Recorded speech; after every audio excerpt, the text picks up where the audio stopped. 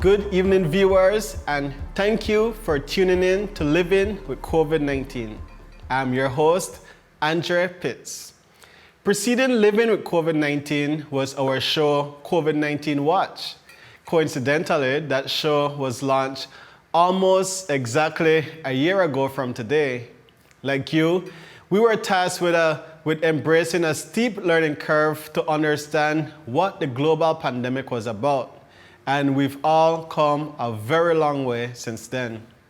Today, our country is in the midst of a steady vaccination campaign to try to get our status to herd immunity, a tall order, but one our officials are committed to reaching. Thousands have already been vaccinated and thousands are at home still undecided. So we thought we'd do our part to try to get clarity on some of the factors that have people feeling unsure if they should or shouldn't get vaccinated at this time. To help us out, we have Dr. Cowie joining us this evening. Doc, welcome to the show. Thanks very much for the invitation. We're happy to have you. How are you doing this evening? I'm fine, thank you. Good. Well, Doc, thankfully the numbers of persons infected with COVID-19 in Belize have fallen drastically. What is your advice to keep those numbers down? Obviously, that whatever we are doing has worked very good.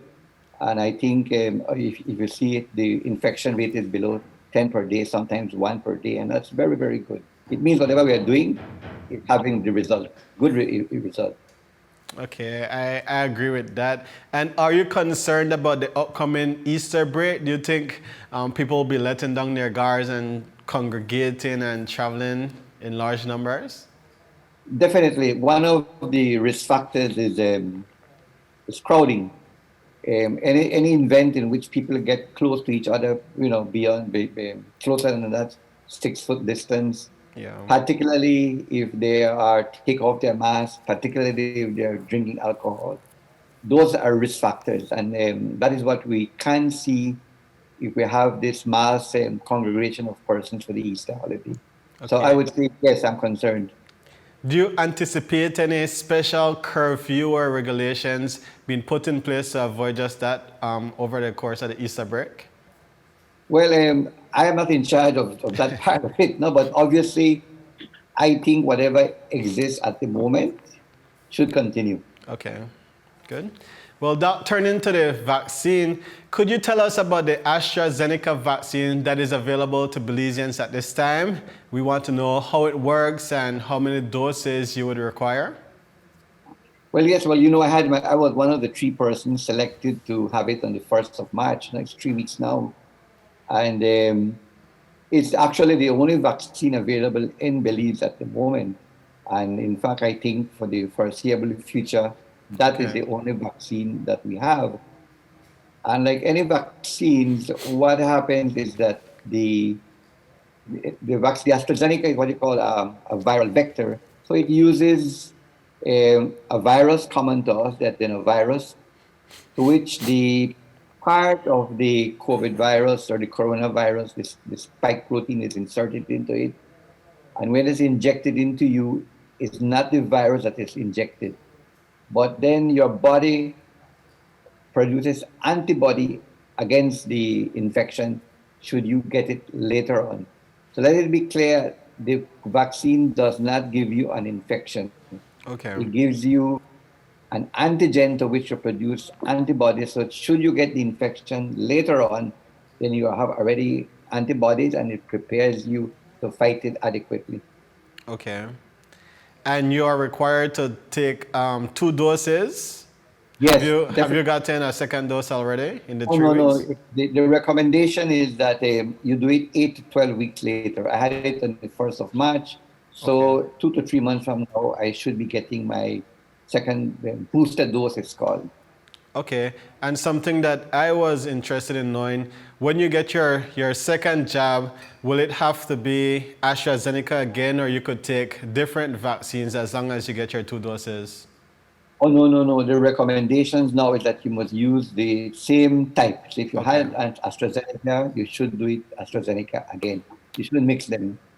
You can remember they all different vaccines have different technologies.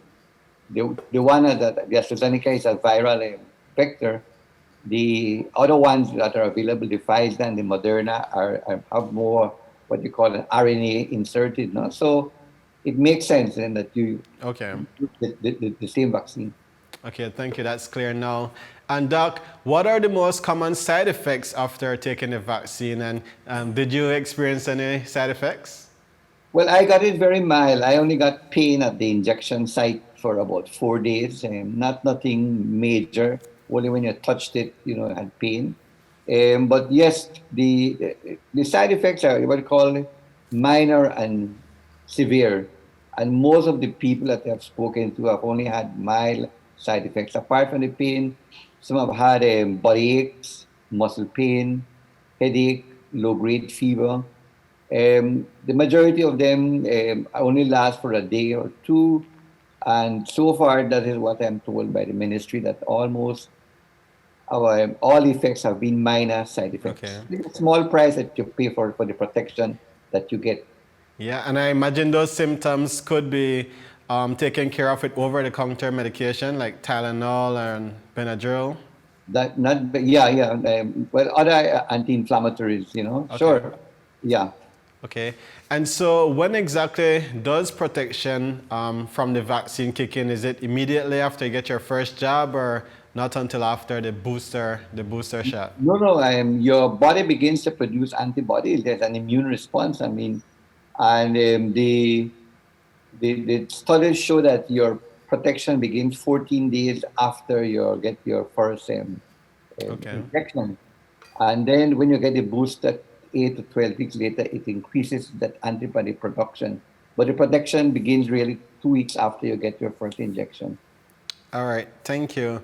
And another interesting situation that we wanted to ask, people who have had COVID-19 and their bodies have already started to produce antigens, is it recommended that they still get vaccinated? They don't produce antigens, they produce antibodies. Antibodies, sorry. Yes, and yes, because we do not know when you get natural infection, we do not know how long that antibody will last in your body. So we are saying, and we know that the antibody lasts for at least 6 months. So what we are saying is that at that point, you take your booster. So Okay. people who have an infection already that's really the first injection in a way, no? Okay. 6 months later, you get the booster. So they will only require one shot. Okay. And with the vaccine, how long would you be protected? How long does the vaccine have that effect? Yeah, I don't think nobody can answer that directly and Okay. truthfully. Um, I think the studies as they go along, they will check your antibody levels and will see whether it decreases over time. We don't know it will be a vaccine that you may need every year. You may need every 5 years or 10 years, like tetanus toxoid, no? So Okay. that is unknown at the moment, but time will tell us. Okay. And Doc, are you aware of the numbers of people who have already went out to get their vaccines, those who qualify? Yes, I Are we think having a good turnout? I think it's what is expected. I think the Ministry of Health on Saturday, I think, let out some figures. They said that of the healthcare workers that they were expected, about 5,000 healthcare workers, 65% overall have taken the first dose.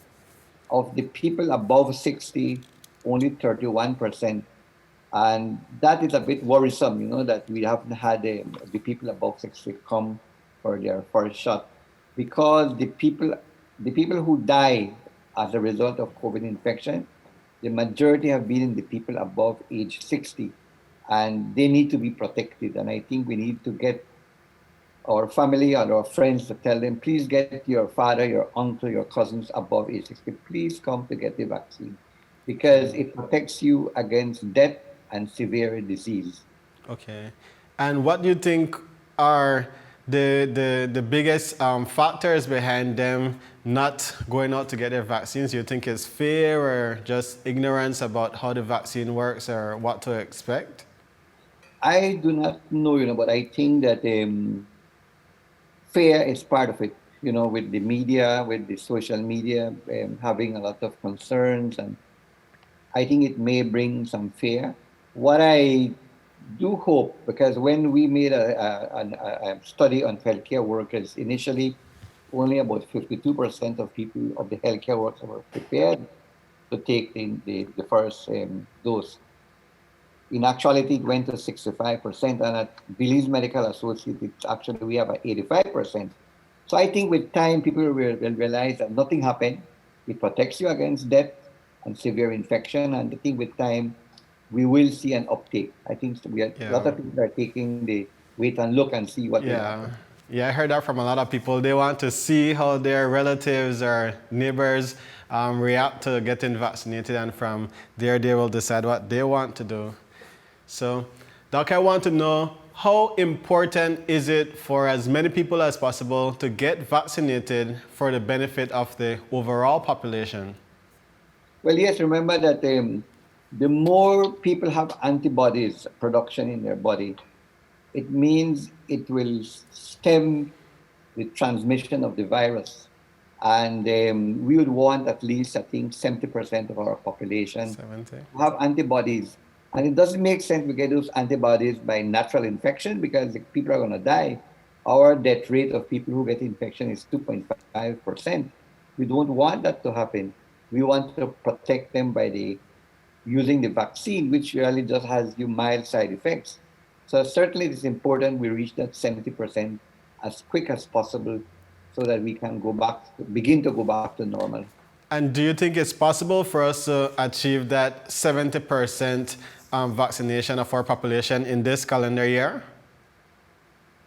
Um, I would hope so. I think one of the limiting factors is the number of people who are above 18. The Okay. Ministry of Health says that only 58% of our population are Okay. above age 18 and above. So it means we can't reach the 70. It's Okay. all the more important while at 48 we should reach as much as possible 95 to 100% of that 58%. Yeah. Okay, well, Doc, I have one final question for you, and this is one of the questions that have been around the most. People want to know, after getting vaccinated, will they still be required to wear their face mask and to social distance and to avoid travel like Easter get-togethers? Definitely, definitely. Because remember, the vaccine protects you against death and severe infection. And if you know, different vaccines have different efficacy. Like, for example, the AstraZeneca is about 65%. That 65% really just says that it protects you 65% of the time from getting an infection. However, it protects you 100% against death and severe infection. So it means you can still get the infection. 30% will still get the Okay. infection. It will be very mild, and we need to protect everybody else until we reach that herd immunity at about 70 to 80%. So yes, we need to continue all those public health measures that we now have in place. Okay, so not throw away your mask, still required after vaccination.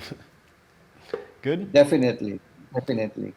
Well, Doc, that is it for what we wanted to discuss with you this evening. Do you have any final message for our viewers at home, especially those who are still on the fence about getting vaccinated?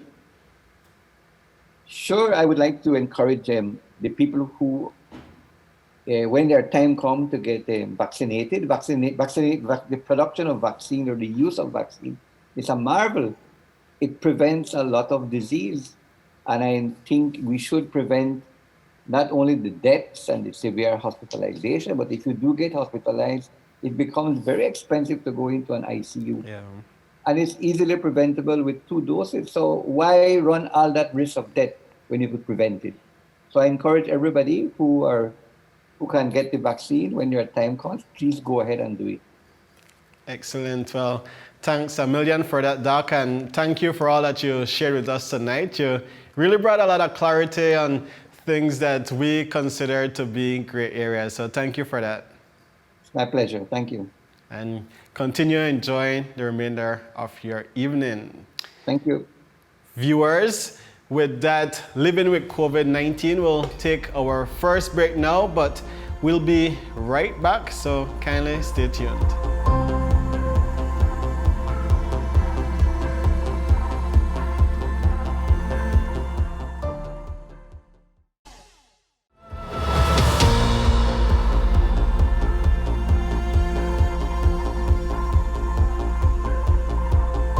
Good night and welcome back to Living with COVID-19.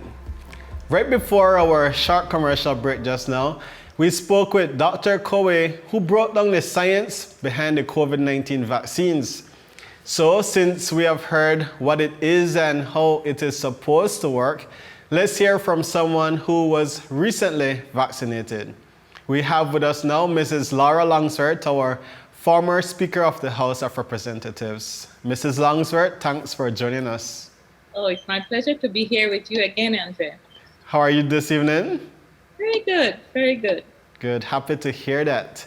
Well, Mrs. Longsword, could you start by telling us what your initial feelings were towards the vaccines? My initial feeling towards the vaccine was always one of joy. We have to recall our history. I grew up in a strong background of public health, where I'm in the generation that received the smallpox vaccine. And if we go as far back as in the 1800s, we were already talking about augmenting a vaccine committee in Belize to address the issue of smallpox. And our formal health system developed along the line of quarantining and all that kind of interaction and interventions to deal with other infectious diseases. And through the years, we trained our public health officials, our public health nurses to deal with community health. And so for me, it was not at all a problem. My attitude was right on target, and I believe in vaccines. Very good. And was there any information or any comments from any officials that made you have any doubts along the way about the vaccines? No, I was recently involved in introducing the human papilloma virus vaccine along with Dr. Beer in the Ministry of Health. And as a nurse educator as well, and as a healthcare advocate, there's no way that I would not inform myself about the vaccine. Or like everything else, everything has risks. Yeah. You're receiving an antibiotic, it comes with some kinds of risks. But you have to, weigh the benefits against the risks. Okay. And clearly, this is a public health good. It is in the interest of the public that we do well with vaccinating our people. Okay. Keeping them out of the hospital is keeping us healthy, but most importantly, it is getting us to that point where our families can go back out to work, our children can go back into school and get this socialization and education that they need. And so we've got to look at the other social aspect, the benefits, not only keeping people out of the hospital, but more importantly, allowing us to socialize and just be out there as we normally do. Have a big Sunday dinner. Yes. It's been a while. I know. I mean, I can't imagine Christmas. I didn't have my family with me. That's the first time in as far as I've been married, and I've been married for over 50 years. Yeah. And we were not able to get together for Christmas dinner. So I'm looking forward to that this year. Yeah, so we could get back our family traditions. Yes. And I think I would like to add to about vaccines a little bit more. We have to remember that we have eliminated or controlled some infectious diseases. You have the polio. Our last case of polio was seen in 1981, I think it was. Measles in 1991. Rubella syndrome, the CRS, 1996. And neonatal tetanus in 1997. And rubella in 2000. So vaccines work. Yeah, definitely. Well, Mrs. Longsword, could you tell us about the process when you went and got your first job? Well, it was exciting for me because I was so I was so happy to be in that first group. I kid you not. And I think I kept telling my children that it's a huge benefit being a senior citizen. And they were so jealous because they wanted to have their job, so much so that my youngest daughter insisted in coming with me to make sure that that the system that I was telling the truth. In any event, it was wonderful. The preparation for the rollout of the vaccine is second to none. I don't know where in the world it you can say it has been better. There's been a lot of planning, lots of subcommittee meetings, but the rollout itself attests to that. Yeah. The setting is right. The number of personnel is spot on. The operational system that has put in place is just amazing. You're met, you're given the information, you're given numbers to call, you're able to ask questions, and then you go in and you present your ID and so on. They again ask you for any questions, you get your jab, and you sit there for an hour, 15 minutes or so, and wait for a few minutes, and then you leave.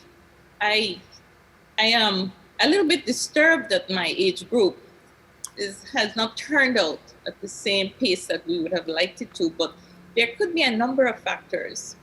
Remember, we have to depend on others. When we get older, many of us have to depend on family members and friends to take us out. So I would like us to call everybody to action to see if there are the elderly people who really want the vaccine, but they can't get out. You want to really ask families and friends to really help them to get their vaccine, or call, because in some areas they do visit homes.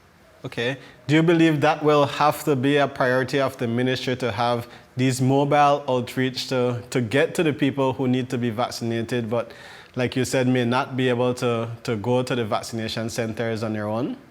You know, they already have some, I think it's a Mercy Clinic, they're already piloting that. And I hear it's going quite well, but it's tedious. You can imagine putting a team together to go to one house. And so when you look at a team at a site being able to do hundreds per day, you would probably only be able to cover maybe up 12 or 15 persons for that, So it's tedious. So it's really important for all hands on deck. And I like the idea that you have all those options out there, and it's a good system that is in place. And even, can you imagine? You can also walk in. You can walk and you're not walking and you're not turned back, as long as you're in the categories that that you're supposed to be in to make you eligible for the vaccine. Okay.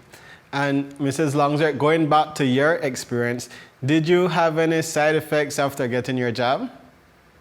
No, not at all. I think initially, just for a few seconds, somehow I felt a little nausea or something, but it was fleeting. So, and that was it. It took me 3 days to find a spot where I was given the jab. Because I suddenly said, okay, there it is. Because I said to my daughter, did you check to see if they really jabbed me? Because I don't feel anything, But it was a very good experience, and I think that many of my friends have had similar experiences. And I want to really thank the rollout, the supervisors, the Ministry of Health really did an excellent job. And the clinics are all over. We just have to make use of it. And, I think that we also need to be aware, and I think you had a conversation with Dr. Coe a while ago in terms of the numbers. And this whole rollout is a dynamic process. And so I can see the Ministry of Health looking to see as that 1A, 1B group slows down, that they immediately include other groups as well. So I think the entire population needs to to be really vigilant because their turn is coming up. I know a lot of the younger people are waiting, and I would like to see them get it because they're the ones in the clubs. They're the ones Out and about. and they're the ones really working hard. So, having to interact with a lot of people in offices and in the community, in tourism and so on. So I'm hoping that they're getting ready and they're willing to jump on board when that call goes out.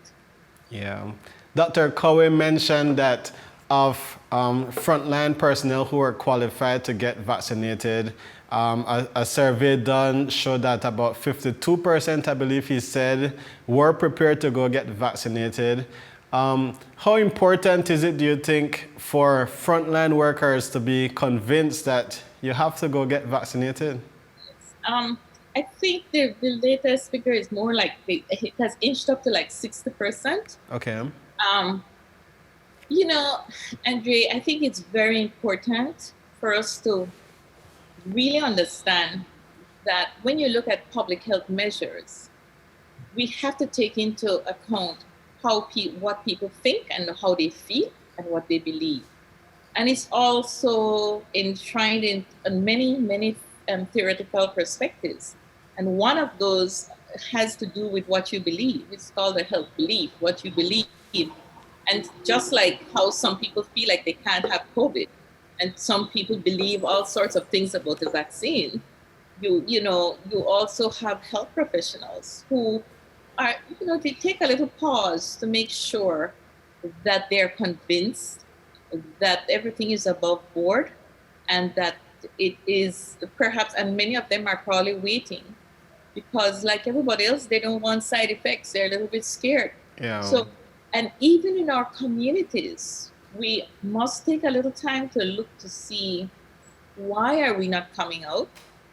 There are a number of reasons why those things happen. And also to bear in mind that sometimes we are not the decision makers in our homes. We're not the decision makers in our communities. Sometimes vaccines are it's overshadowed by things having to do with culture and religion. Yeah. And so we've got to we have a lot of things to take into consideration. Exactly. Take our time, and once we've moved from one group to another, it does not mean that the others can't catch up with the rest of us. But certainly we've got to take time to give the education and the clarity that they need. And so far we've been getting a lot of information. There's been a lot of transparency, and I think there's accountability. And I also want to add that in terms of side effects and adverse effects, I think the community should be reassured that every complaint will be taken seriously. And remember that Belize has a strong history of vaccines. So if there's one adverse effect, something that goes really bad, that is investigated, compiled, and sent to Gavi, who is that big World Health monitoring body that looks at vaccine safety. So those are important things for us to share with our communities. Not like we're acting all out there and nobody is watching. Yes, we all have to watch, but there are systems in place to deal with those things. That's reassuring to know. But Mrs. Longsword, we're just about out of time for this evening. So you're a veteran nurse, so I just want to hear from you a message for people at home, especially those who remain undecided. What would you like them to hear? This is a call to action. We're calling everybody to action. Come out, let's get vaccinated and take the lead. Let's lead our country, lead the world, set the example for our younger people, and just be and reassure everybody that vaccines do work. Do not listen to all the negative aspects of it. This is about getting vaccine, getting some protection, and opening up our country to economic stability, to our social environment, and our mental well-being, and of course, taking care of families and making sure that we don't get very sick nor die because of COVID. Good. So this is the ultimate protection available at this time. So call to action, go out and do it. Mask, social distancing. And those will continue to be required. That's But right. thank you, Mrs. Longsword. Thanks for joining us. And you've been with us from the start of COVID-19 Watch a whole year ago. And now you're with us for the finale of Living with COVID-19. So if we start a show, Life After COVID, sometime in the future, we hope you return to join us. Oh, good there. Let me know. Thank you very much for having me. Thanks and take care, Mrs. Longsword. And you do the same. Good evening. Thank you very much. Well, viewers, that is it for our show tonight, and this is it for Living with COVID-19. Of course, we're not saying that COVID-19 is over or that it is no longer of critical importance, but we believe that the information that is now readily available to the public is accessible and clear enough, and that it satisfies our objective to keep you informed. Naturally though, if there are any significant changes to that, it is possible that we will return and you'll be the first to know if we do. As we approach the Easter break, we urge you all to remain vigilant. Let's not take any steps back that would be at the detriment of our present COVID-19 success. And so, one last time, we remind you to stay safe, stay informed, and stay healthy. Thanks for being a part of Living with COVID-19 this year, and we hope you take care. Good night.